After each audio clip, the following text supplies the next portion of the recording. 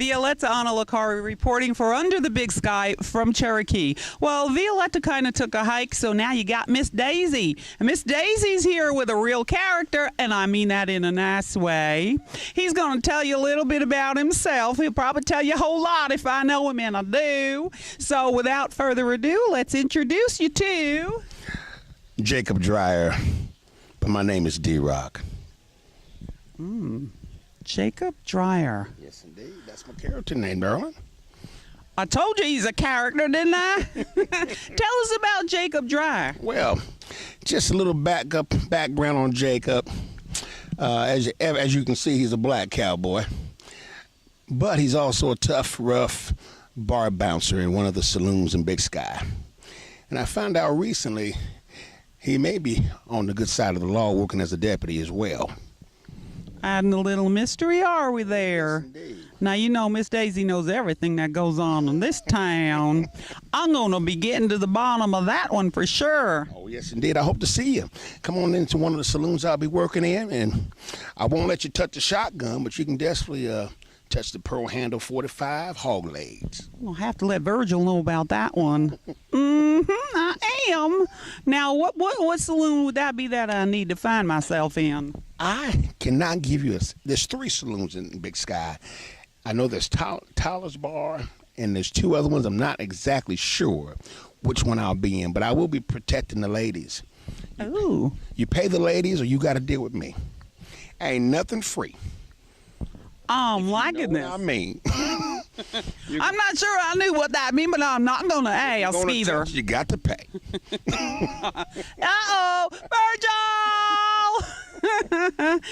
Dee, tell us a little bit about yourself outside of Big Sky. Okay, outside of Big Sky, I'm just your average dreadlock cowboy who loves playing country music and southern rock and supporting my troops every chance I get with my music and my songs. And moved to Nashville from Burbank, California. My roots are from Texas. My family's from Denton and McKinney, Texas. So I'm kind of got a duality thing. I'm a Southerner at heart, but raised out on the West Coast, where everybody thought I was this character with a cowboy hat on. They said that back in Cali, they would say, "I love your outfit." Outfit? I just got my damn toe stepped on by my horse. Outfit. This is how I dress every day. Certainly. You mentioned your connection to or support of the veterans. Tell us a little bit about your connection. I have been fortunate to have songs used by the military. I have a song called "The Uniform," another song called "The Colors I Fly." My love for the military is just that they keep us free here in our country, and they carry the heavy load. So I do everything I can do to support them, to show that we love them for what they do. And I guess I can tell everyone this. In Big Sky, from what I understand, is that our cavalry will consist of wounded warriors, retired military, and reservists.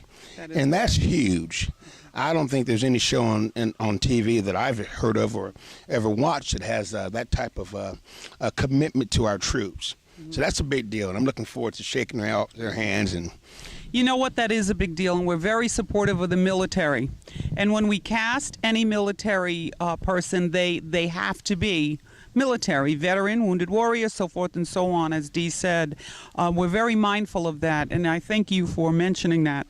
Is there anything else you would like our viewing audience to know about you? Yes. I'm a God-fearing dreadlock cowboy. I get along with everyone, love people, and through Big Sky, I'm finding out more about myself. It appears that my lineage also has some southeastern Cherokee attached to my other bloodline, which I've learned from one of our members, Miss Laura.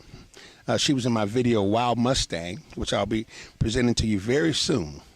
And you'll see them doing the stomp dance around the campfire while I'm singing. So you'll dig it. Nice, very nice. There are many sides to Dee.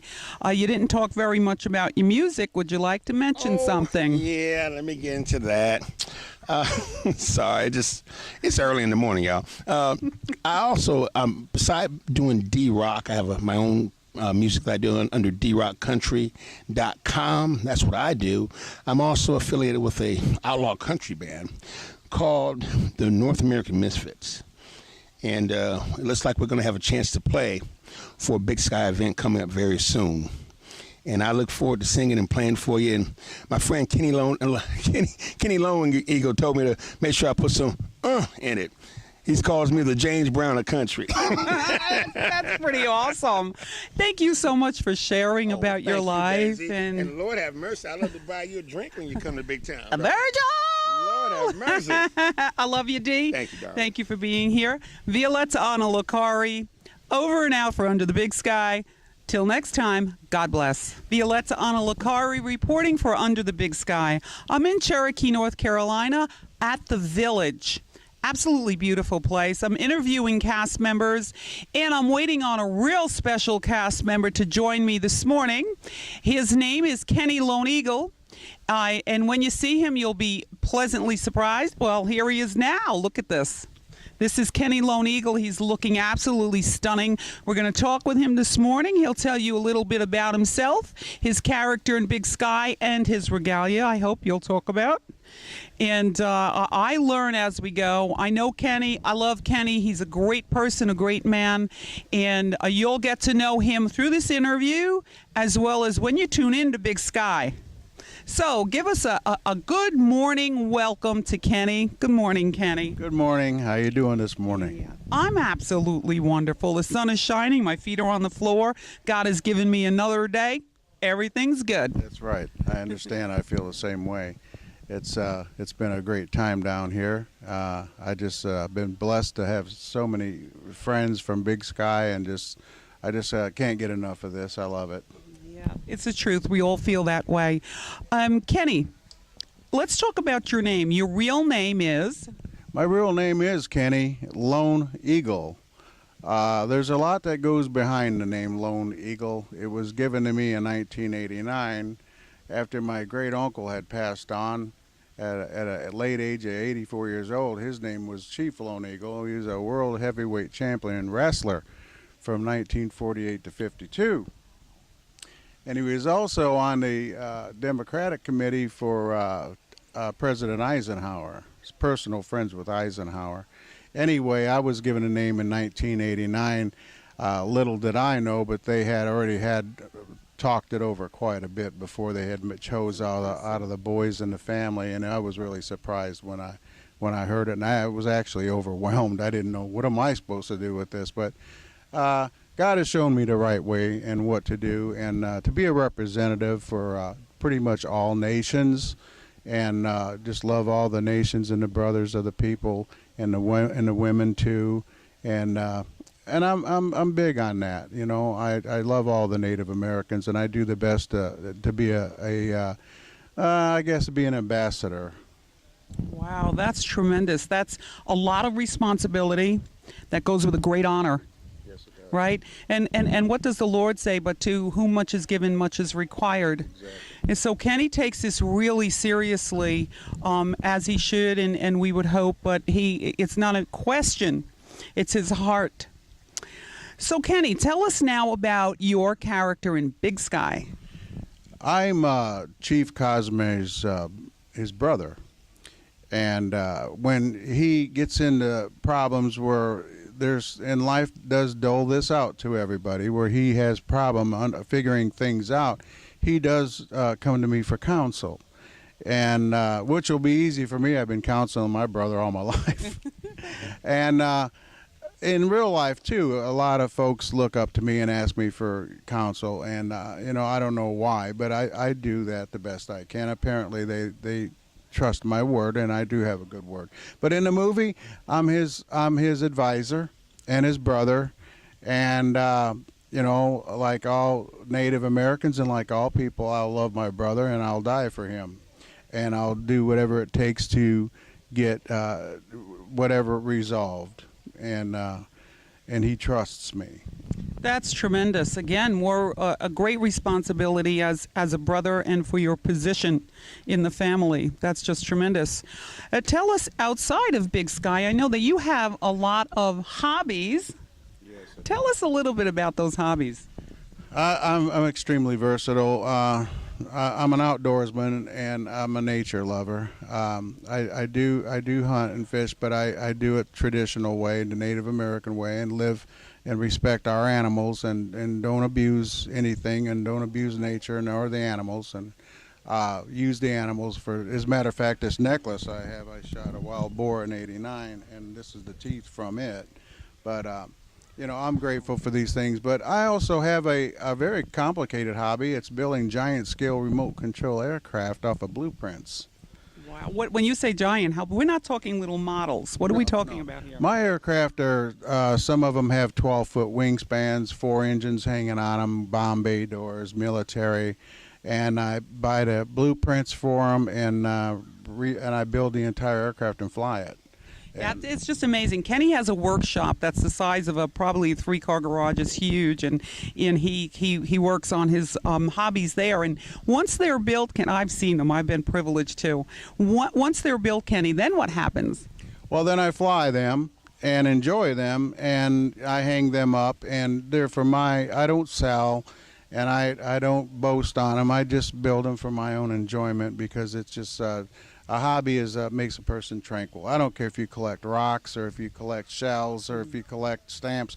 If that's what makes a person tranquil, do it. Do some kind of hobby. Use your mind. Use your skills that you're drawn to. That's what beautiful. it is. You know, some of us collect rocks and some of us collect airplanes. That's correct. It's the truth. And I know you have a beautiful piece of property there, and you've got, so you fly on your own property? Yes, I do. Yeah. I was a working man. I spent my life with my back against the wall like Americans, and I worked hard to buy piece at a time on my property, and finally acquired enough that I could have even a landing strip, and you know, I keep it mowed and take care of it, because that's what my hobby requires. Wow, a landing strip. How cool is that? Yes, I love it. It's private, you know, and I just really enjoy it, and that way when I crash, everybody can't laugh.